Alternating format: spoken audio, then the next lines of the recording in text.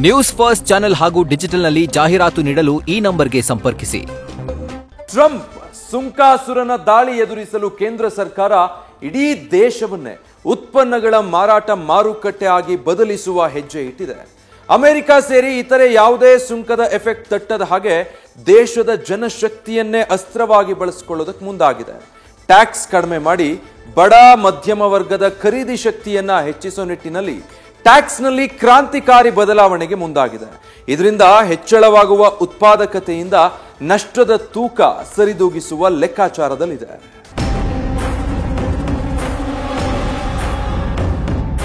दिवाली में आपकी डबल दिवाली का काम करने वाला सामान्य मानवी की जरूरतों के टैक्स भारी मात्रा में कम कर दिए जाएंगे. ಇದು ಕೆಂಪುಕೋಟೆ ಮೇಲೆ ನಿಂತು ಪ್ರಧಾನಿ ಮೋದಿ ನೀಡಿದ್ದ ವಾಗ್ದಾನ. ಈ ಬಾರಿಯ ದೀಪಾವಳಿ ಭಾರತೀಯರಿಗೆ ಡಬಲ್ ಧಮಾಕ ಸಿಗಲಿದೆ ಅಂತ ಸಾರಿದ್ರು. ತೆರಿಗೆ ವ್ಯವಸ್ಥೆಯ ಬದಲಾವಣೆಯ ಸುಳಿವು ನೀಡಿದ್ದ ಮೋದಿ ಕೊಟ್ಟ ಮಾತಿಗೆ ಬದ್ಧತೆ ತೋರಿದ್ದಾರೆ. ಅಂದಹಾಗೆ ದುಬಾರಿ ದುನಿಯಾದಿಂದ ನಲುಗ್ತಾ ಇದ್ದ ಭಾರತದ ಬಡ ಮಧ್ಯಮ ವರ್ಗದ ಬದುಕು ಬಂಗಾರದ ದಿನಗಳಿಗೆ ಮರಳುವ ಕಾಲ ಹತ್ತಿರವಾಗಿದೆ.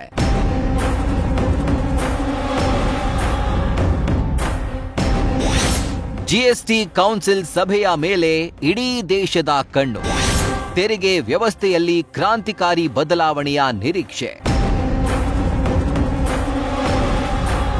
ಫೆಬ್ರವರಿ 1ರ ಬಜೆಟ್ನಲ್ಲಿ ಯಾವ ವಸ್ತು ಅಗ್ಗ, ಯಾವುದು ದುಬಾರಿ ಅನ್ನೋದನ್ನ ಬೆರಗಿನಿಂದ ನೋಡ್ತಿದ್ದ ಬಡ ಮಧ್ಯಮ ವರ್ಗಕ್ಕೆ ದಸರಾಗೂ ಮೊದಲೇ ದೀಪಾವಳಿ ಸಂಭ್ರಮಿಸುವ ಸಮಯ ಬಂದಿದೆ. ಬಜೆಟ್ ಮೇಲೆ ನಿರೀಕ್ಷೆ ಹೊತ್ತು ಕಾಯ್ತಿದ್ದವರಿಗೆ ಈ ಬಾರಿ ಬಜೆಟ್ಗಾಗಿ ಕಾಯಬೇಕಿಲ್ಲ. ಕಾರಣ ಜಿಎಸ್ಟಿ ಕೌನ್ಸಿಲ್ ಸಭೆಯಲ್ಲಿ ಟ್ಯಾಕ್ಸ್ ಕ್ರಾಂತಿ ಮೊಳಗ್ತಾ ಇದೆ. ಕೇಂದ್ರ ಹಣಕಾಸು ಸಚಿವೆ ನಿರ್ಮಲಾ ಸೀತಾರಾಮನ್ ಅಧ್ಯಕ್ಷತೆಯಲ್ಲಿ 2 ದಿನಗಳ ಸಭೆ ಇವತ್ತಿನಿಂದ ಆರಂಭವಾಗಿದೆ.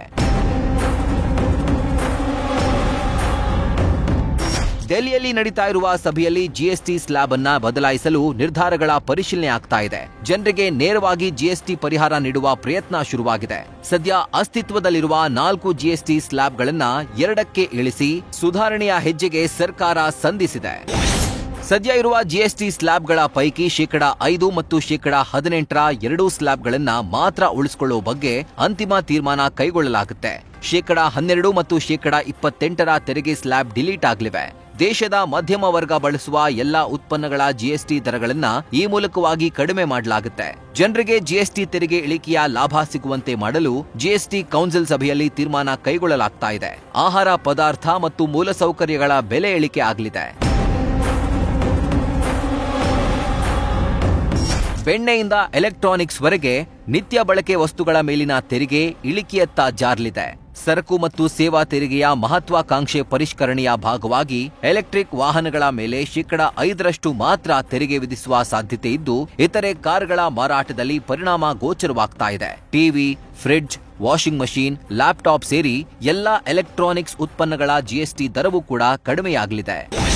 ಇನ್ನು ಜಿಎಸ್ಟಿ ಸ್ಲ್ಯಾಬ್ಗಳನ್ನ 2ಕ್ಕೆ ಇಳಿಕೆ ಮಾಡೋದ್ರಿಂದ ಕೇಂದ್ರ ಸರ್ಕಾರಕ್ಕೆ ವಾರ್ಷಿಕ 50,000 ಕೋಟಿ ರೂಪಾಯಿ ಆದಾಯ ಸಂಗ್ರಹ ನಷ್ಟವಾಗಲಿದೆ.